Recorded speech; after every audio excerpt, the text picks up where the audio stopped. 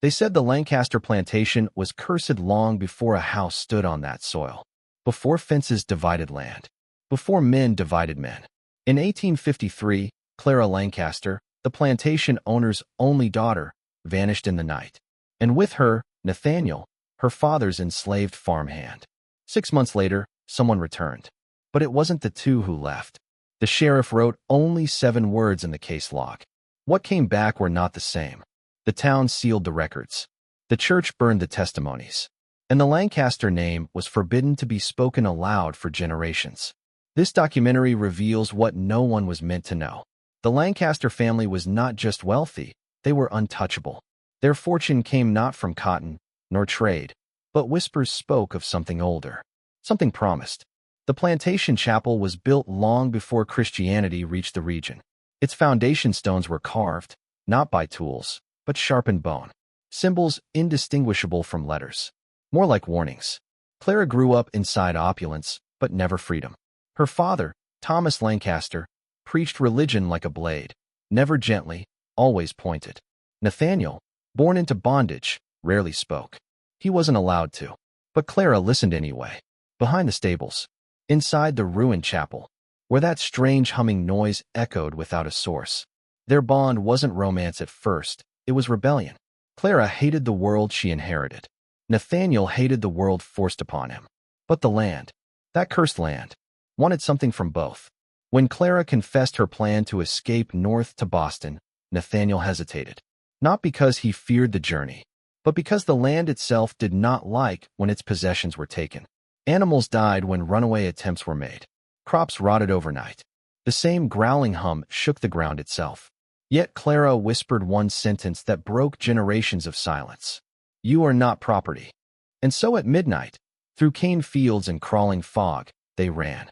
The moment Nathaniel crossed the outer fence, the humming stopped, as if something had been unplugged or awakened. Section 4, Pursuit. Thomas Lancaster was furious, but not for the reason the town believed. It wasn't shame. It wasn't scandal. It was terror. He knew what that land demanded. He knew something had been taken that was not allowed to leave. A search party was sent, not to capture them, but to appease whatever lived beneath the soil. Those men never returned. Their horses came back riderless, eyes milk-white.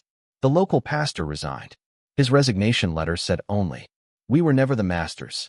For 6 months, Clara and Nathaniel lived as shadows, traveling forests by night, hiding inside abandoned post roads, building a new identity word by word. Clara cut her hair.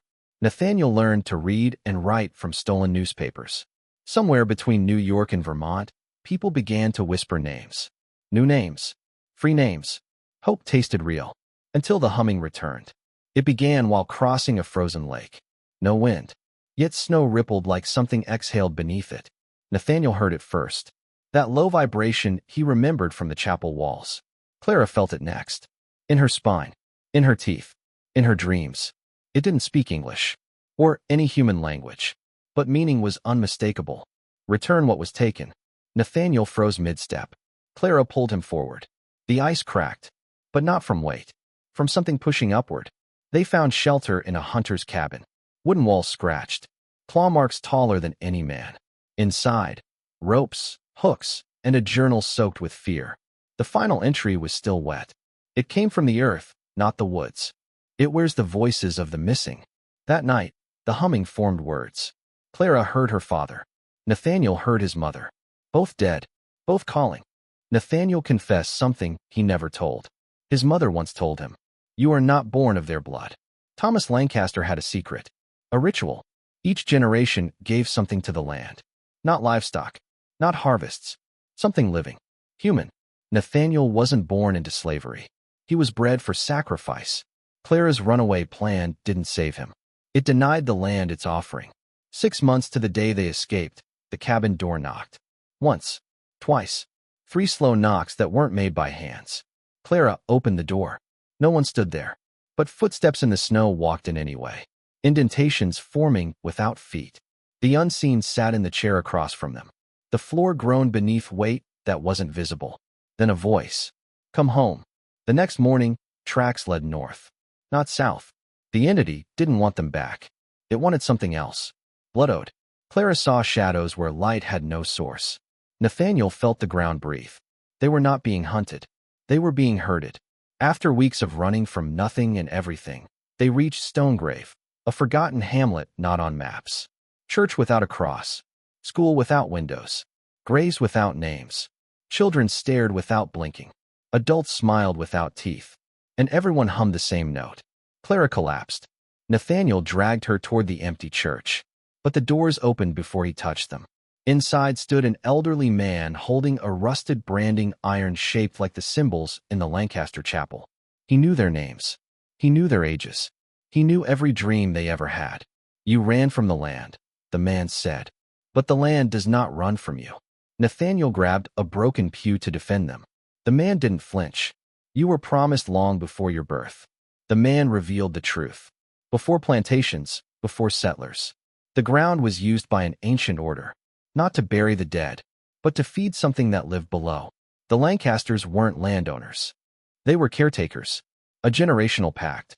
Clara wasn't heir to wealth. She was heir to a covenant. Nathaniel wasn't enslaved. He was an offering. Clara refused destiny. Nathaniel refused sacrifice. They fled Stonegrave, chased not by people, but by silence moving like a predator. The keeper's words followed, whispered through trees. Blood belongs to soil. Clara dreamed of children born with no reflections. Nathaniel dreamed of himself buried, face upward, eyes open. The snow outside melted in a circle, as if heat rose from underground. Clara kissed Nathaniel. Not rebellion this time. Farewell. Clara woke to find Nathaniel gone. He left only a note. I won't let it take you too. Tracks led toward Stonegrave. Clara followed. The humming became screams. At the center of town, beneath the church floorboards, lay a pit. Not dug. Melted. Voices rose from inside. Voices Clara recognized. Her father. Nathaniel's mother. Children she never met. She stepped closer. The ground pulsed. She screamed his name. Something climbed out. Not Nathaniel. Something wearing his size, his shape. But not his soul. Eyes too dark. Smile too wide. Head tilted like bones were rearranged for the first time. It spoke in Clara's voice. You returned late.